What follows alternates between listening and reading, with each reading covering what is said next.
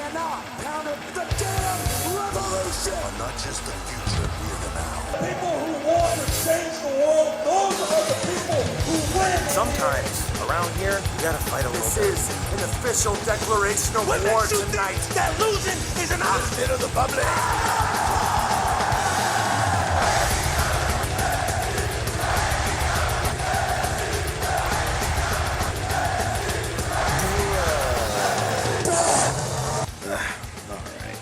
How's it going, people? Dr. Danger, back at you again with the third installment of the Wednesday Night Wars. Dem Wednesday Night Wars, everybody. Both shows, in many ways, continue to improve, impress, and delight. Oh, man. I am like such a combination of, well, tired and sore, yes, but also in a good mood. I guess I'll start with tired first. Like I said last time, Barnes & Noble's where I work, Christmas is in full effect. Now, you may be telling yourself, but Dr. Danger, it's fucking the middle of October. Yes. Yes, it is, my friend. Because, and it's a shame too, because I like Christmas, always liked Christmas. And I still do, but I'll tell you what, 4 years in fast food, which is a type of retail, and about a year and a half at a bookstore, it kind of clouds your judgment, young Skywalker, of Christmas a bit. Especially because, like I said, not only are we getting a whole bunch of Christmas stuff, you know, and we're talking stuff like we have we have picture books based on Home Alone. I wasn't aware Home Alone was considered enough of a Christmas classic to get the illustrated literary treatment a la The Grinch or Rudolph the Red-Nosed Reindeer. Give it like 5 more years, maybe even a little less, we'll probably be getting that for Elf. We also have a buttload of Frozen 2 stuff. I can't complain about it enough. And I like Frozen. I like Disney, for the most part. Disney's a weird thing with me. I love the parks, and I love the animated movies, and a couple of the animated television shows are quite good. But there's times when I look at either creative and or business decisions, and I'm just like, the fuck, no, stop it, please, Bob Iger, please. But anyway, bunch of Frozen 2 stuff, and you know what sucks about the Frozen 2 stuff is that if you really look at it, because I was at Disneyland last week, if you really, really, really look at the Frozen 2 stuff, it's only stuff related to stuff that they've shown in the trailers. Now, obviously, that's a good thing, because, you know, no spoilers. But, like, there's 3 trailers. That amounts to 8 minutes. At least 4 of it you have to assume is repeated or reused footage shown in other trailers. And I'm just like, fuck, they're literally cranking out hundreds of thousands of dollars worth of merch that they've made back. Literally based, it's for I think it's going to be an hour and a half movie, but realistically for just 4 minutes, 8 minutes of that hour and a half movie, it's insane. It's like I keep telling people, when Frozen 2 comes out, it's going to be bigger than the Beatles. It's literally going to go Jesus, John Lennon, Elsa, and Anna. Okay? It's going to go Avatar, it's going to go Endgame, Avatar, Frozen 2. It's going to go The Big Bang, the Ice Age, the Caveman paintings, the Sphinx, Stonehenge, Emancipation Proclamation, and then Frozen 2. What the fuck does that even mean? Anyway, so AEW versus NXT. As usual, going to review both shows, give general thoughts, and hope this picks up traction, because I love talking about wrestling. I'd like to create my own little community around wrestling. I just need folks to give me a chance. Unfortunately, wrestling is such an oversaturated market. And unfortunately, I feel like a lot of the voices in wrestling, give it the podcast, the people that write articles and news. I feel like a lot of them basically say the same stuff over and over again, which is unfortunate because I think wrestling is such a varied, unique, and just any art form is subjective, but there's so many little things about wrestling that help people enjoy wrestling that it's kind of lame to hear like everybody. It's not even that everyone agrees on the same stuff, but they're saying the same stuff and treating it like it's their own opinion. Wrestling is very odd. It's a very easy thing to be passionate and opinionated about. And unfortunately, it's very easy to come off as an asshole when you talk about wrestling. And, constructive criticism is constructive criticism. It's all well and good. And I think constructive criticism is great for any product because I think it shows it cares. But unfortunately, whether you look at WWE and its fan base and its haters, and even and AEW, its fans and haters, New Japan, PWG, CZW, Ring of Honor, frickin' Impact, ECW, WCW, the territories. It's like, it's really easy to just become an asshole talking about it, And unfortunately, it's kind of weird. In anything, but especially wrestling, you almost have to be an asshole to get noticed in this business. And it's just unfortunate. Anyway, AEW Wednesday Night Dynamite, October 17th of the year 2019. We open up with the next round of the tag team tournament. SCU versus the Best Friends. So before the match starts, right, Lucha Bros attack SCU from behind, even though this was weird to me. I thought that SCU were heels and Lucha Bros are hella over, right? So I assumed that naturally they were Dems was baby faces. But whatever. Mike Knox, the ref with PWG clout, he throws up the X because I believe it was Frank Kazarian gets the crap kicked out of him by those evil Mexicans, and they throw up the X. Now, I'm pretty sure he's not legitimately injured. That's why, I don't know, I don't think you should just throw the X around willy-nilly like that, but that's probably nitpicky. So, I'm sorry, it was Christopher Daniels they carted away. So Scorpio Sky replaces him in the match. Chucky T and Trent come out, and the match begins. The crowd was, at the start, they were kind of deflated by the pre-match assault, but SCU being really good and Best Friends having two very talented wrestlers together as a tag team, are able to fairly quickly wake the crowd back up. There's a spot early on I liked where Chucky T bites Scorpio's foot. The crowd chants, "You sick fuck," because, I don't know, they're easy to please. There's back and forth, suplexes off the top rope. The crowd chants, "This is awesome," for 2 seconds because they're sheep. There's a hot tag to Scorpio Sky. Crowd chants, "He's got one shoe," because the show is about the fans, apparently, and not the wrestling. Scorpio takes off his other shoe and throws it. The crowd pops because I'm out of reason to call them stupid. They chant, "He's got no shoes," because there always must be noise.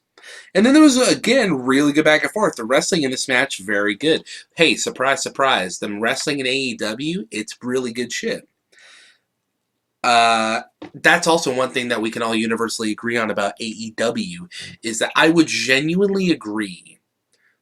Let me rephrase. I would genuinely believe that NXT has the upper footing when it comes to their women's division. Sometimes the women's matches on AEW are better, but half that's from the crowd helping it make it seem better.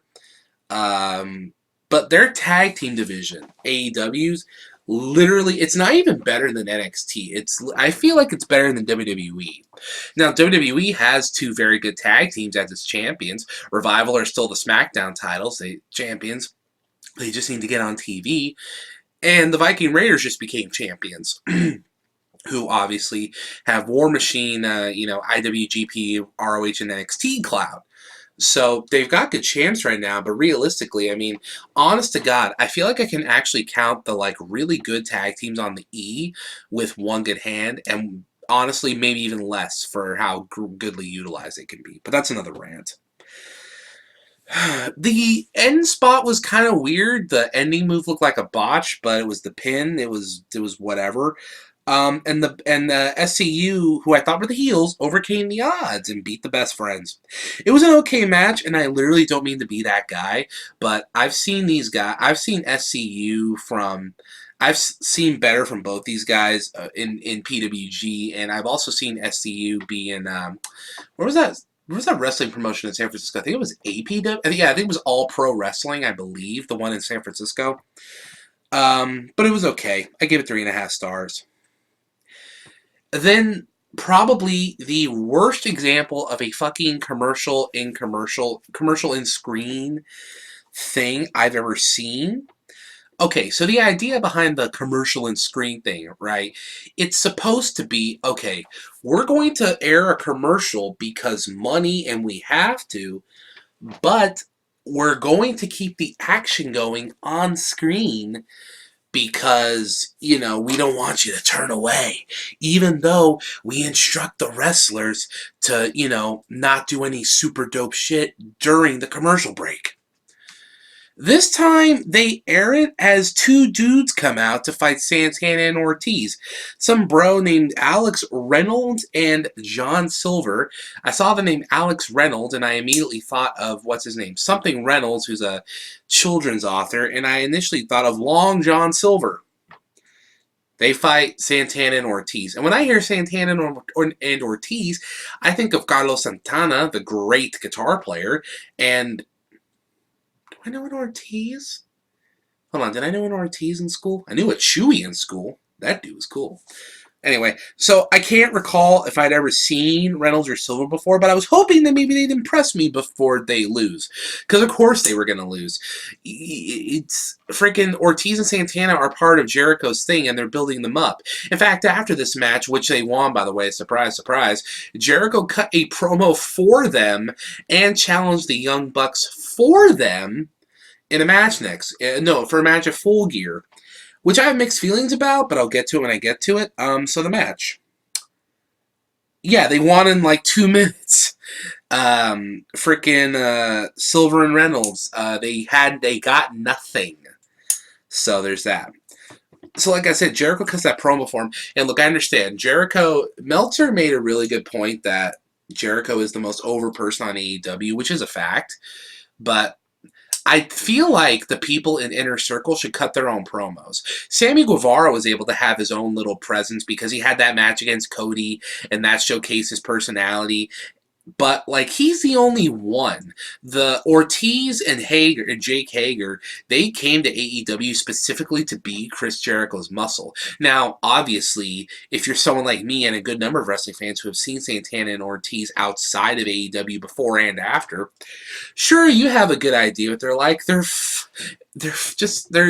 unhinged, crazy Hispanics that like to hurt people.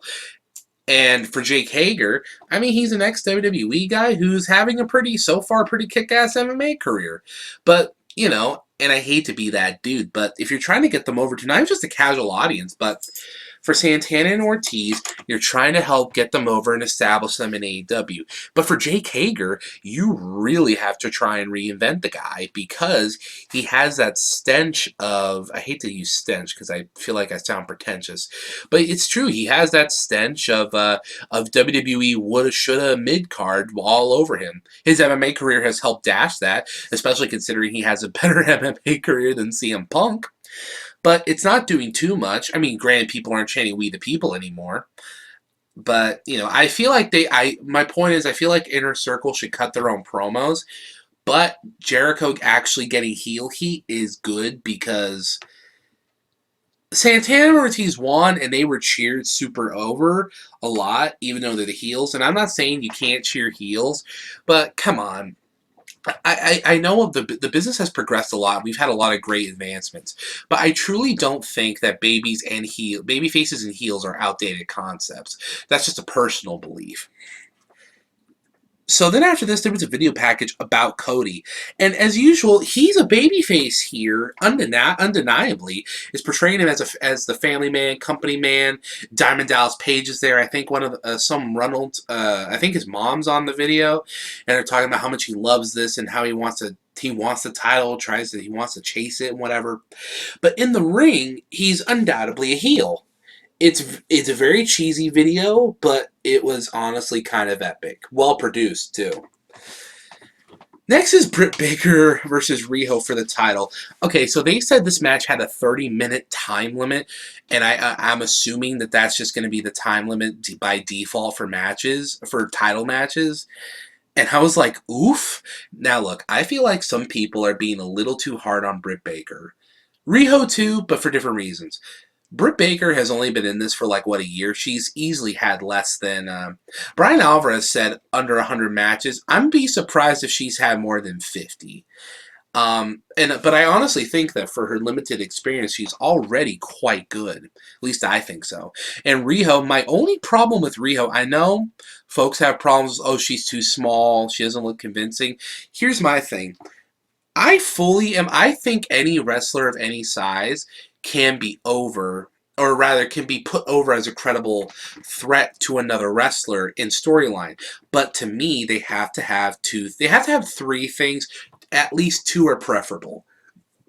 One, they need to hit stiffer than anybody else, and you need to feel it. Two, and this is what helps with Marco Stunt, you have to have sick chops. I always put over sick chops because chops are sick. But you have to have a sick offense is essentially my thing. And the third thing is you have to be quick, especially because if you've seen guys like Keith Lee or Brody King, these big, tubby, thick boys who are thick boy wrestlers, fat wrestlers, are slowly but surely evolving. I've seen them do rope walks and all these high spot stuff, hurricanranas and stuff, like these almost 300-pound mofos, and they're doing shit that the Pentagon and Phoenix do. Not as now I know, obviously the critic would be not as swift, not as fast, not as crisp. The point is they do them, and when they do one, no matter how sloppy it looks, to the average person, it almost looks and feels more impressive than when the little guy does it, no matter how fast and mean they do it. So ironically, little guys always had to work harder than big guys because, whether it's WWE or anyone else, with the exception of probably New Japan, big guys just have a way. They can have a way of naturally getting over. Like, you look at Braun Strowman. He's always naturally been over for some reason. Now, Mark Henry, same thing. But then you look at a guy like Big Show, who I love the Big Show. I respect him. He's given a lot to the business. But to me, he's never really been over. He's just one of those familiar faces that people know. But with someone like Braun Strowman's in the ring, he barely has to do anything, but people are into his ferocity and his charisma and his ability to just be a monster. And younger guy and littler guys always had to work harder. They had to hit harder, move faster, have all the sick chops, and do all the crazy moves and all the flips and the chain wrestling. You essentially had to evolve into a Will Ospreay, or, which very, very, very few can do, try to evolve into a Zack Sabre Jr. But now, because bigger guys, yes, not as fast, but because bigger guys are now showing that they can do these kind of moves, the little guys actually have to work like thrice as hard as they used to. Because look, long rant short, we're just like a year or two away from Bobby Lashley doing a 619. That's what I'm getting at. Cesaro already does one. He's real tall. He's not thick, but that's my point. But I rest my case. So Rio comes out. She's as adorable as ever. No goddamn surprise. And when she comes out, there's literally several shots that they cut to of guys and gals marking out at how kawaii she is. It's really adorable. The weeaboo in me was very happy. I want them to make an anime about Riho. Jushin Thunder Liger originally originated because of an anime. I want Riho to start her own anime. Could be some magical girls bullshit, like could cross over with Sailor Moon or Puella Madoka Magica. So the crowd is very behind Riho, by the way. And I don't know if I've ever commented on this. I like the women's belt. I wish it was bigger. It looks like a necklace. Britt Baker is big enough to literally throw her weight on Riho and pin her down. I thought that was funny. They trade locks and holds, but it's not too slow, so the crowd doesn't lose its patience. Riho still has lame punches, though, as I said earlier.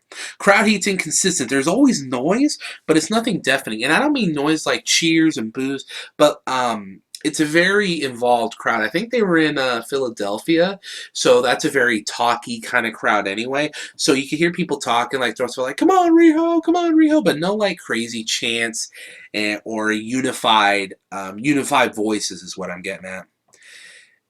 To give this match a lot of credit, they really don't waste a second. Every frame caught on camera is either doing something or setting up for something. And it's all interesting, and it's all trying to work psychology. Now, there's not too much psychology, at least if you don't watch their internet stuff. They're going about this a little different than NXT. NXT, for the most part, has been exclusively video packages.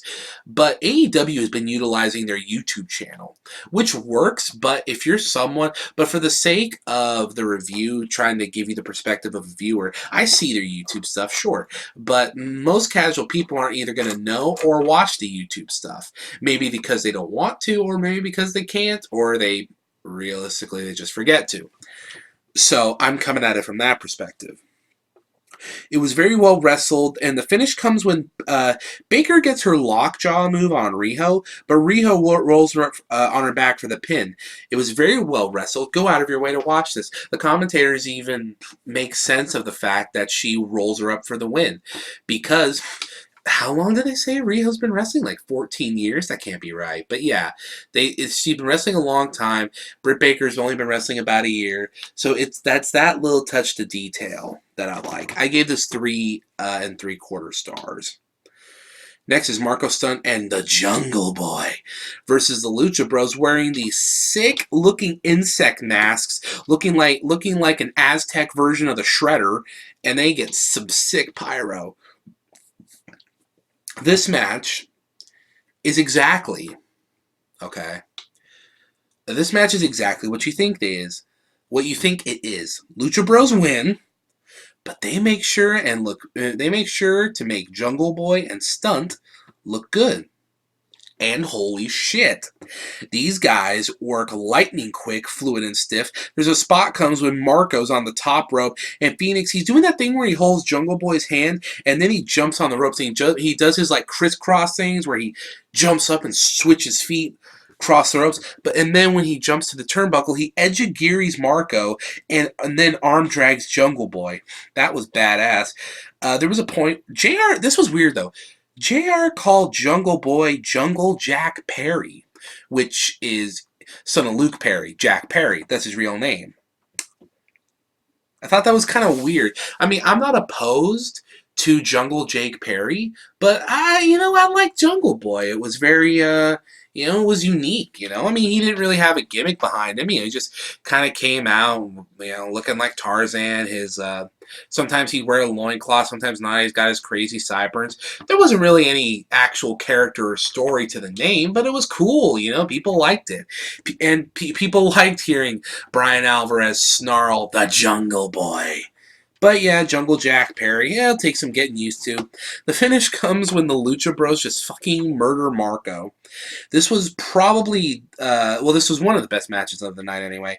You remember how I said go watch the Riho match? Yeah, watch this one too. 4 stars. Jon Moxley and Pac versus Kenny Omega and Hangman Adam Page. No disrespect to Adam Page, and I really do, but remember how I'm always saying how I like Adam Page, but there's always something missing? This match never made it more clear. Moxley comes out and he's over. And I hate to be that guy, but he's got like stone cold level heat. Doesn't matter who he's fighting. Doesn't matter if he's babyface, heel, or stabbing someone in the back. People love him and they're cheering for him. Pac is a guy you love to hate. Kenny's a guy you love. And Paige is just a guy. He's a guy that works real hard and does some cool moves, but he's just... They need to give him screen time to cut a promo. And his matches are okay, but there's no real weight or gravitas behind them. His match with Jericho was quite good, but this was probably his best match, and I'm not saying he was carried. I don't like it when people say people are carried by other wrestlers. It takes two to tango. Or four in this case. But he's in there with veterans Jon Moxley and Kenny Omega and Pac, who could literally, the three of them together could make anybody look good. The three of them equal one Kazuchika Okada. One Pac, Kenny Omega, and Jon Moxley equals one Cash Money Okada. So yeah, this Moxley comes out, and I don't know if I mentioned this, but Moxley, when he comes out, he's a god. And if I told you this match was very good, you would say, of course, you silly Mark. Look at who you're working with. There's nothing I could tell you about this match you couldn't already assume. Although, Mox, to go back to my Stone Cold point, so there's a spot where him and Kenny pull out barbed wire things. Kenny pulls out the barbed wire broom from last week, and I believe Moxley pulls out... Did he pull out a chair or a baseball bat? I think it was a baseball bat wrapped with barbed wire. The ref tries to stop them, but then he's also like, well, fuck this, I'm out of here. And Pac is like, no, you daft prick. Wins and losses actually matter here. Don't get us disqualified. And then... and then... Jon Moxley's like, win and loss records, screw you, I'm here to fight. And then he gets Pac of Dirty Deeds, which allow Kenny and Heyman to pick up the win. Yeah, 4 stars. Darby Allin versus Chris Jericho. Now, once again, I never thought for a goddamn second, okay, that Darby Allin was going to win. But I knew, right, that Chris Jericho was going to make him look good. And he did. I love Darby Allin. I like Darby Allin a lot. He's good in the ring. He's one of the most natural baby faces I've ever seen. He's cool. I know he's got a face paint gimmick, and there's a lot of them out there. You know, Finn Balor does it. There's a bunch of hardcore guys. There's Funny Bone. But Darby Allin's a unique take on it. At least I think so. And so, Darby... he's just over. That's the only way I can put it. And this match with Jericho put him more over. This was weird to me. This was a Philadelphia street fight. That's what they called him. But Excalibur told me that there were still rope breaks. But why? So at the early... Darby takes it to Jericho. He's hitting him fast and hard. The crowd's mostly split because you could tell people want to unironically cheer Darby, but you know people also want to ironically cheer Jericho. But then there's a point where Jericho just goes to town on Darby for most of the match. The crowd wasn't, in hindsight, the crowd wasn't super into it from like the beginning to the end. And I could tell because there was a point to where they chanted, "We want tables." Jericho does a Walls of Jericho at one point, but JR doesn't call it the Walls of Jericho. He said something like, well, it's a Boston Crab, but it was also known by another name. And I was just like, wait a minute. Are you fucking telling me that WWE owns the rights to the name The Wall of Jericho? I mean, I guess that makes sense, but the Jericho's in his name. And did they call it Walls of Jericho in New Japan? I don't know. So Jericho duct tapes Darby's wrist together, and the commentators, and I understand that they have to do this. I want to make that very clear. But the commentators are like, oh my God, Tony, you ever seen anything like this? No, I haven't, JR. I've never seen anything like this in all my years. Excalibur has the temerity to say, I've never seen anything like this either. And I'm like, bro, have you ever seen another Darby Allin match? I'm like, Excalibur, they've done this at your promotion, my guy. So they do some sick spots that I've seen him do before, but they're always cool to see.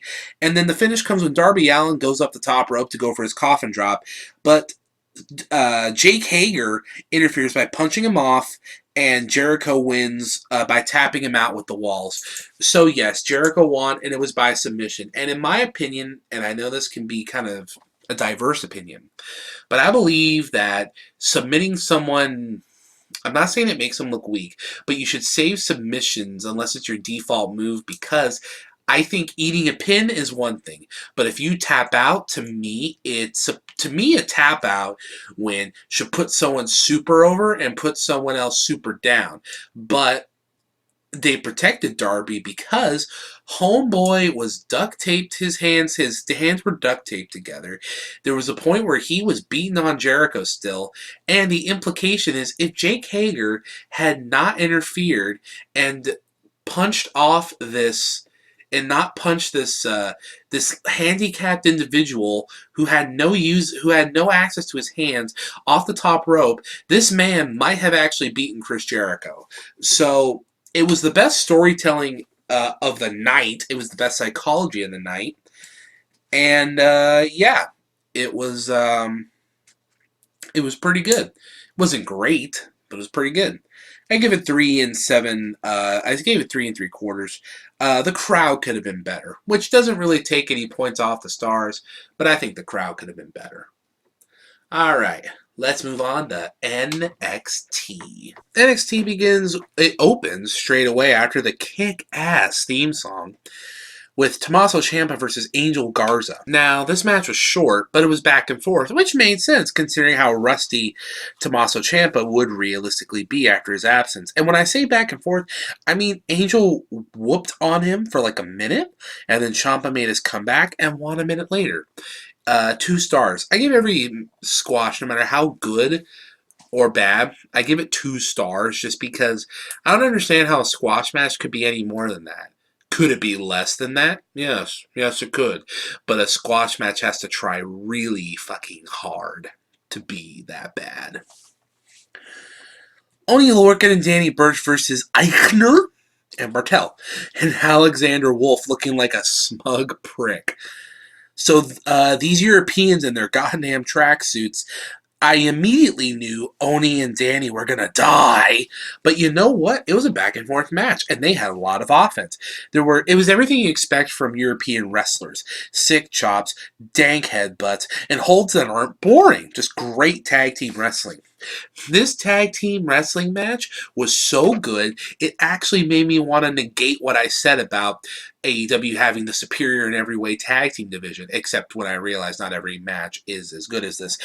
This match was so good, it felt like a PWG match, which I mentioned PWG enough. I honestly feel like, because PWG is my favorite promotion, I feel like that's the highest praise I could give a match. Eichner hits a double springboard moonsault for a sick near fall, but then Imperium gets the win after what I can only describe as a Doomsday Device European uppercut. 3.5 stars. There was a Johnny Gargano video package. It was cheese, but produced well. I love this guy. I think it was honestly a great idea to have this air on television because everyone in NXT, I believe, deserves national exposure. Tommaso Ciampa, Adam Cole, everyone in the Undisputed Era, really. Io Shirai, Rhea Ripley. But I'll tell you what, Johnny Gargano needs national television recognition. He is one of, even if you don't go by the Meltzer star ratings, he's one of the best wrestlers WWE has ever seen. Next is Io Shirai versus Kaden Carter, who kind of looks like if Ember Moon had a kid with Zach De La Rocha.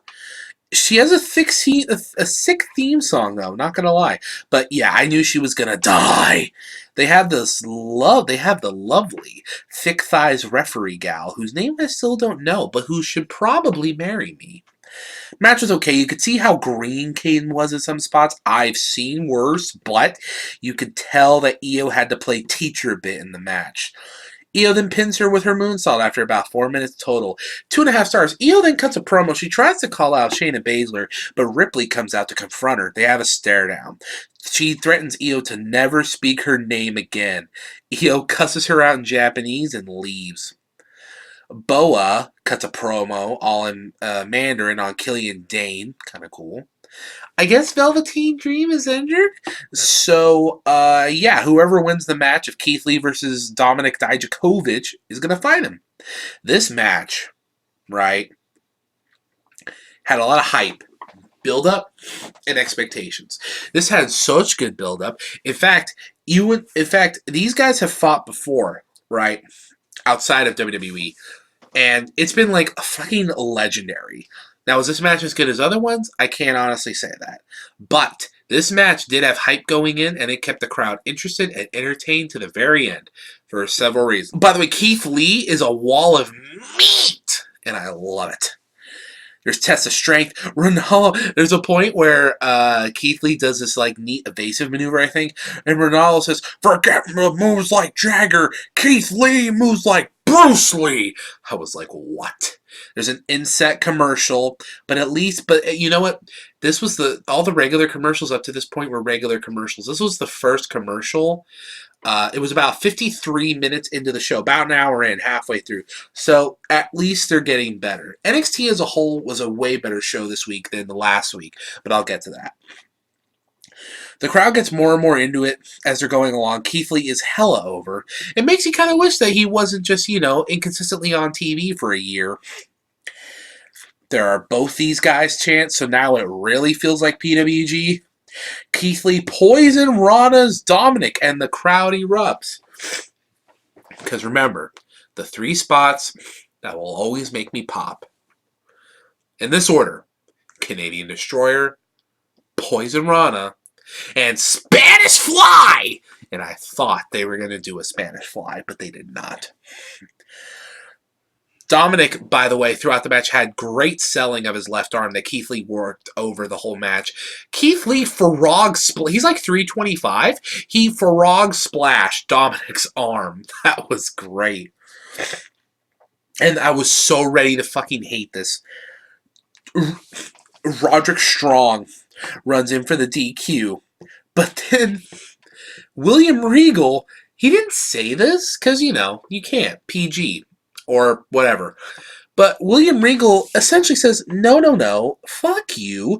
Now it's a 3-way. So next week, Dominik Dijakovic and Keith Lee both get a shot at Roderick Strong's title, which is great because I was really worried. I'm like, well, it'd kind of be a bummer to have one of these guys go over this week, but next week they're going to lose because it is far from the time from when the Undisputed Era needs to lose their belts. They need to do that at like at WrestleMania weekend, which is only a few months away. But still, well, the fuck am I talking about? It's like 6 months away. It's October now, right? So it's April. It's half a year away. But there's only like one more takeover. No, there's 2 more takeovers I think between them. They need to hold the belts until then. The DQ finish kind of killed the match, but it was great until then. Dominik and Keith Lee really bring out the best of each other. Since it technically had no finish, I can't rate it. Matt Riddle versus Bronson Reed. So one Aussie thick boy and one stoner boy. I really liked Bronson Reed's jacket. They both moved pretty quick and hit each other hard. It was a short match, but I was quite impressed with Bronson. He kept up. There was a counter that didn't look like a counter, and then Matt pinned him. This was a good squash match. I actually want to see more Bronson after this. 2 1/4, which kind of makes me a hypocrite considering I said no squash match can be above 2 stars. But hey, look at that. Bianca Belair video package. And then Tegan Nox is back fighting Tayanara. Some people had a problem with the fact that Tegan Nox went so back and forth with Tayanara. Again, I thought that made sense because, one, she has 2 leg braces now, so she kind of looks like half robot. And second, she's been away for a while. Tayanara kind of looks like my brother's girlfriend, which is both erotic and also awkward. I was looking forward to watching Nox kill her. Tayanara hits the sick-looking boot early on in the match. Nox puts her over when she didn't really have to, and Nox wins with the shiny wizard or whatever. I give it 3.5 stars. Then they try to have an interview with Nox, but then Shayna Baszler comes out. She just bursts Nox's bubble, buries her. She's just being a total bitch. It was pretty good, like a genuine heel promo. She was getting actual heel heat. And you know what? I gotta be honest. Shayna Baszler's a pretty entertaining person when she really wants to try. They built up all night that Finn Balor was going to have a message, and yeah, they did. It was like a barely a minute long video package. Sis will be back next week. It was short and sweet, but I don't know if I can really say sweet. Boa versus Killian Dane. Dane went on with a submission. Crowd tried, but they didn't really care. I didn't either. Boa's kind of buried. Hate to be that guy, but yeah. A star and 3/4. Pete Dunne versus Damian Priest. The more I see of Damian Priest, the more I feel like he kind of looks like a Jay White ripoff, just simultaneously prettier but with worse teeth. Dunne mostly takes the lead early. Little man with big, he's a little man with big bite and all that. Back and forth, hard hits. It's back and forth, hard hitting. Dunne hits a moonsault at one point. They kick each other in the face. The ref missed Priest kicking Peter in the balls for the win. It's an alright match overall. Priest looked like a dick, and he got actual good heel heat. This match was very, very good. I have to give kudos to the ref for because he missed. I think it was it Thick Thighs ref? I forgot, but the ref missed the low blow. But it was actually convincing, and you could feasibly see, okay, yeah, no, that makes sense. That's realistic. 3 3/4. Now, my opinions on both shows rapidly are getting better. AEW feels more and more like an actual wrestling show than a showcase show, and NXT feels more and more like an actual wrestling show and not just counter programming. NXT was the better of the two as far as they were the better as far as how they planned out their commercials. I'll say that. That tag match with Imperium and those other and Oni and Lorcan was really good, but I don't think it quite beat AEW's.